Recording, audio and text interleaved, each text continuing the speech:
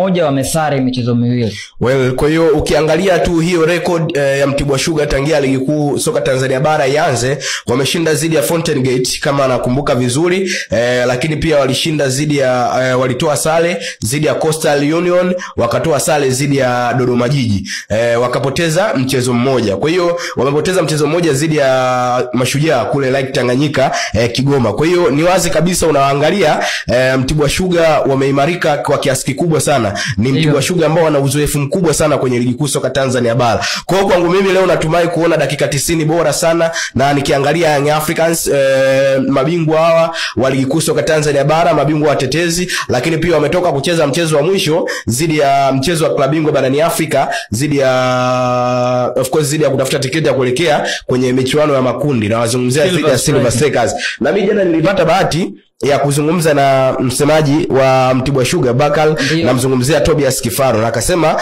wanawaheshimu Young Africans na leo wataenda kama timu ya pili uwanjani, kwamba Young Africans watakuwa timu ya kwanza uwanjani leo na Mtibwa Sugar watakuwa timu ya pili uwanjani.